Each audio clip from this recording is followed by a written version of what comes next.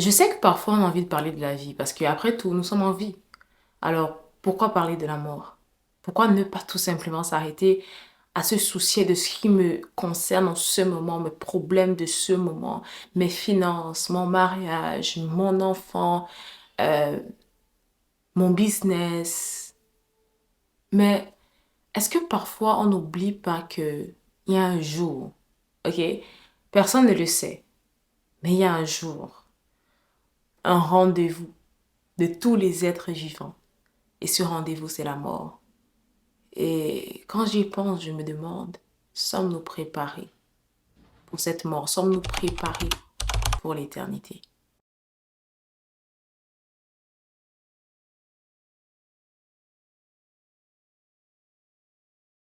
Alors bonjour à tous, bienvenue à votre émission chrétienne Vie pour Christ. Mon nom est Alicia Vicote et aujourd'hui, j'aimerais juste qu'on puisse partager quelques instants sur ce sujet qui est le rendez-vous de tous les vivants, comme la Bible le dit dans le livre de Job. Nous sommes aussi dans notre église en ce moment en train de parler de l'éternité et ça m'a juste alerté de me dire, ok, je veux aussi vous alerter pour que nous soyons tous ensemble alertés parce qu'un jour arrive, nous ne le connaissons pas. Tu ne sais pas si toi tu vas mourir de mort naturelle quand tu seras trop vieux ou bien si tu vas faire un accident ou bien si l'enlèvement va arriver. Et on doit pouvoir parler de ces choses, on doit pouvoir les garder devant nos yeux, on doit pouvoir garder nos yeux fixés sur ce sujet parce que ça nous concerne tôt ou tard. Nous le verrons et nous le vivrons.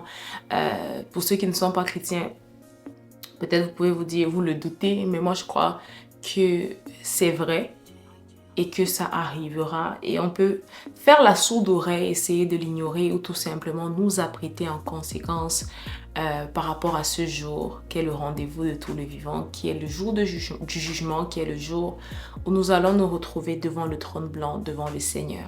Alors la Bible dit dans le livre de Luc au chapitre 12, versets 4 à 5, je lis ici dans la version Bible du Semeur, mes chers amis, je vous le dis, ne craignez pas ceux qui peuvent tuer le corps, mais qui n'ont pas le pouvoir de faire davantage.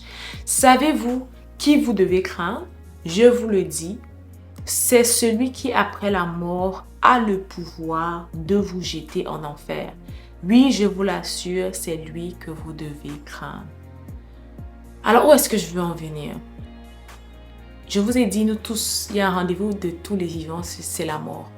Et parfois, on est préoccupé par les choses de la vie. Nous sommes préoccupés par le fait d'obtenir des choses, d'acquérir des choses, de se marier, de marier nos enfants, de vivre la vie, d'avoir des business, des maisons, des propriétés.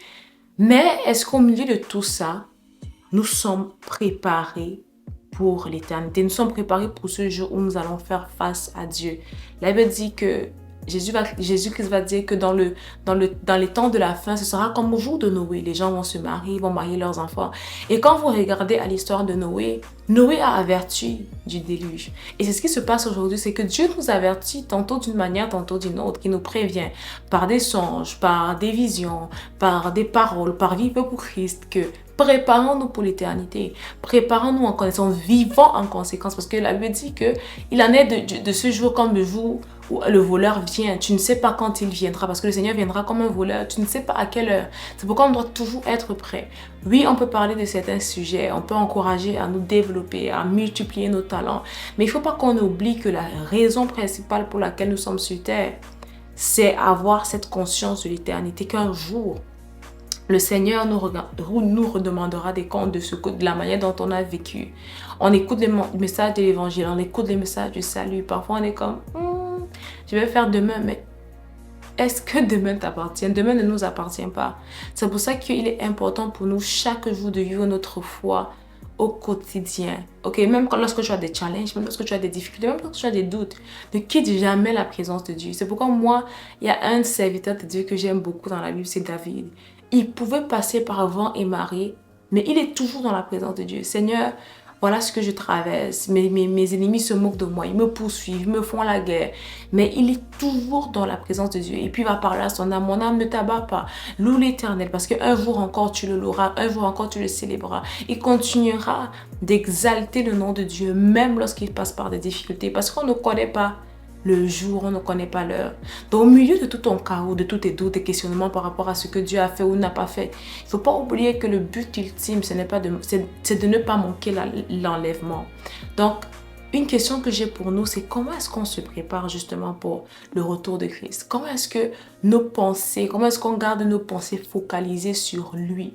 Parce qu'on entend depuis longtemps Jésus-Christ revient bientôt et à force de l'entendre, parfois on se dit, ah, on le dit depuis. Le peuple aussi, il pensait que Noé, il était fou. C'était un fou qui construisait un bateau, ça faisait pas de sens. Et lorsque tu regardes l'histoire de Noé et du déluge, tu te rends compte qu'il n'y a que les animaux qui sont entrés avec la famille de Noé. Tellement les gens étaient préoccupés par leur vie et pensaient que c'était des hérésies. Et parfois, nous aussi, on peut penser que c'est des hérésies, ces histoires de Jésus qui revient bientôt. Mais un jour, il reviendra effectivement. Et la question qu'on doit se poser, c'est est-ce que nous sommes prêts à ce jour? Luc 13, au verset 4 à 5. La Bible dit, « Rappelez-vous tous ces 18 personnes qui ont été tuées quand la tour de Siloé s'est effondrée sur elles. Croyez-vous qu'elles aient été plus coupables que tous les autres habitants de Jérusalem? Non, je vous le dis. Mais vous aussi, si vous ne changez pas, vous périrez tous. » Combien d'entre nous on a déjà assisté à des accidents? Tu es sorti, tu as vu quelqu'un a fait un accident, un bus s'est écrasé, un avion a fait un crash. Et je suis sûre que la plupart des personnes qui sont mortes, elles aussi, elles ont dû assister à des accidents ou elles ont dû entendre parler des morts ou assister à des funérailles. Et Jésus-Christ est en train de dire, ne pensez pas que ces personnes qui meurent là, elles sont plus pécheresses que les autres ou ne pensez pas qu'elles sont plus coupables que tous les autres habitants. Non, non, non. Mais quand vous voyez ces choses, quand Dieu vous fait la grâce d'observer des situations de mort, d'accidents, des choses pareilles, que vous puissiez vous dire, il faut que je puisse changer mes voies. Il dit, mais que vous vous disiez, mais il dit, mais vous aussi, si vous ne changez pas, vous périrez tous. Là, il dit que lorsque vous voyez ce genre de choses, sachez que Dieu est en train de vous appeler au changement. Sachez que c'est une opportunité pour vous parce que vous ne connaissez pas quand la mort va frapper. De revoir vos voies, de revoir vos chemins, de revoir vos sentiers, de vous réaligner. Et de ne pas vous dire, ok, c'était pas moi, Seigneur, grâce à Dieu, je ne suis pas mort. Même lorsque tu as eu la grâce d'échapper à certains accidents, certains d'entre vous, Dieu vous a déjà sauvé de certaines choses. Mais vous, jusque-là, vous jouez avec votre vie parce que vous pensez que vous êtes éternel. Non, on n'est pas éternel. Job 30, 23 dit, il y a le rendez-vous de tous les vivants, c'est la mort. Et on ne veut pas se dire qu'on aurait eu l'opportunité de changer, de se réajuster, mais qu'on aurait négligé cela. Elle veut dire, réjouis-toi de ta jeunesse, mais sache que pour toutes ces choses que tu fais, le Seigneur te redemandera des comptes. Il est très important qu'en ce moment, que nous n'abusions pas de la grâce de Dieu. Parce que la Bible dit qu'on ne peut pas se moquer de Dieu, parce que c'est lui qui sonde les cœurs. On ne peut pas juste l'honorer des lèvres, parce que c'est lui qui connaît nos cœurs. Donc, je veux juste nous encourager et nous exhorter à garder cela en esprit dans toutes nos journées, nos journées, nos mois, nos semaines. De garder cela en esprit, que nous ne nous préparons pas pour un jour, nous nous préparons pour l'éternité, pour une vie complète avec Dieu. Et de laisser le Seigneur nous façonner. Lorsqu'on a des questions, lorsqu'on a des doutes, lorsqu'on a des incompréhensions, qu'on ne laisse jamais ces choses venir nous enlever notre relation avec Dieu, venir ranger notre foi, dévorer notre foi, détruire notre zèle. Parce qu'il y a des choses qui sont bien plus importantes. C'est pourquoi l'apôtre Paul va dire, je cours, non pas combattant de l'air, mais pour remporter un prix, pour ne pas te rejeter après avoir prêché aux autres. Est-ce que ça en vaut la peine qu'après avoir vécu ta vie chrétienne, que tu puisses rater l'enlèvement à cause du mariage, à cause d'un garçon, à cause de la solitude, à cause d'une prière non exaucée? Est-ce qu'on peut avoir cette mentalité de le maître revient? Est-ce qu'il trouvera de la foi sur la terre? Est-ce qu'il me trouvera préparé? Est-ce qu'il va me dire, entre dans la voie de ton maître? Ou est-ce qu'il va me dire, je ne vous ai point connu? Quand tu regardes, lorsque les gens qui vont dire, Seigneur, Seigneur, on a fait ci, on a fait ça à ton nom, il leur dit, je ne vous ai point connu. Tu te rends compte que s'ils disaient Seigneur, ça veut dire que c'était des personnes qui se considéraient comme chrétiens. Est-ce que nous qui nous considérons comme chrétiens, sommes-nous réellement des enfants de Dieu? Sommes-nous réellement intimes à Dieu? Le connaissons-nous véritablement? Marchons-nous véritablement avec lui? Ou est-ce que nous nous sommes laissés comment dire, comme si on porte des titres, mais qu'on ne vit pas la vie qui vient avec. Donc, je nous exhorte véritablement, soyons préparés pour l'éternité. On peut penser à autre chose, on peut parler à autre chose, mais avoir chaque jour cette conscience de ce qu'un jour vient où le Seigneur va nous juger. Et on ne veut pas passer ce jour à pleurer, avoir des grincements dedans parce qu'on aura négligé les choses qu'on a entendues encore et encore, pensant que c'était des blagues. prenons notre vie chrétienne au sérieux, marchons avec Christ au sérieux. Et je crois que ce jour, ce sera pas un jour de peine pour toi, mais ce sera un jour de réjouissance parce que tu sais que tu auras gardé les commandements de ton Seigneur. Et si tu tombes, relève-toi, demande la grâce et la miséricorde de Dieu, mais ne joue pas avec le feu. Ne joue pas avec la grâce, ne dis pas je vais tomber parce que Jésus, non.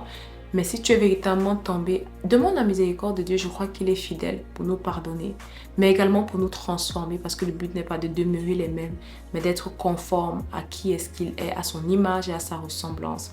Donc j'espère que cette vidéo t'a béni. On se retrouve la semaine prochaine pour une nouvelle vidéo. Que Dieu te bénisse abondamment et bonne journée à toi.